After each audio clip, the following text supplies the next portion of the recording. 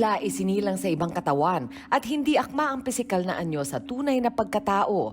Yan ang nararamdaman ng maraming miyembro ng LGBTQIA+ community. Tulad na lang ng gay beauty queen na si Violet. Bata pa lang, alam na raw ni Violet na iba ang interes niya kumpara sa mga lalaking kaedad niya. Kaya naman matagal niya raw tinago ang tunay niyang pagkatao. May mga factors po kasi akong dapat i-consider katulad na religion, may sasabihin po ng ibang tao na parang, na ako po natatakot personally, ano kayong sasabihin nila sa papa ko, sa mama ko, sa pamilya ko. Nabully po ako sa school na natawag po akong si Barney, baklang dinosaur daw po. Kasi di ba I love color violet po. Tapos parang mataba po ako noon. Hindi po nila ako nire-respeto bilang isang tao. Akala po nila, pag kinat-call nila ako, matutuwa ako. Dahil dito, napilitan daw si Violet na tumalima sa kung anong tama sa tingin ng lipunan. Sinubukan niyang makipagrelasyon sa mga babae. Feeling ko, hindi na. Parang nilaloko ko yung sarili ko.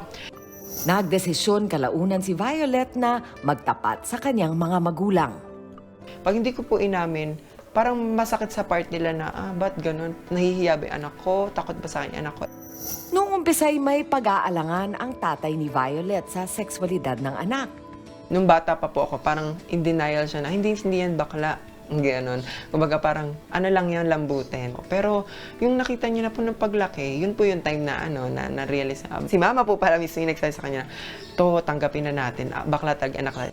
Parang nabunutan ng tinik sa lalamunan si Violet. Mula noon, unti-unti na raw niyang nakuha ang suporta ng kanyang mga magulang. Inamin ko po na, paano ko ba sasabihin ganyan? Sasali sana ako sa Miss Gay. Yun, sabihin ko na rin na bakla din po ako. Na hindi na po ako bi, kung ganyan. Sabi niya, sige, sumali ka, susuportahan kita.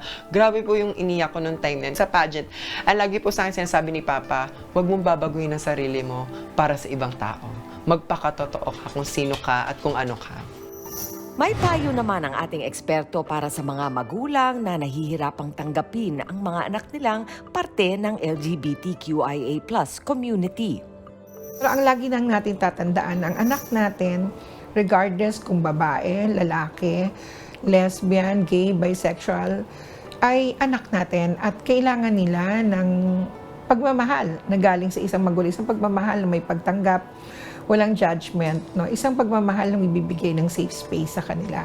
Ang pagiging bakla naman at tomboy ay hindi mali. So bakit natin gagawing mali ito sa paningin natin? Wagi talaga si Papa. Nako, sana ganun lahat. At siguro eto lang, kung meron ako ipapayo, siguro yung mga wag sabihin kapag nagtapat sa inyo yung anak ninyo, unang-una wag niyong sasabihin na ipagpa-pray na lang kita, baka mawala yan, di ba? Or siguro wag niyo rin sabihin, ako, hello, ang tagal ko nang alam yan, ano?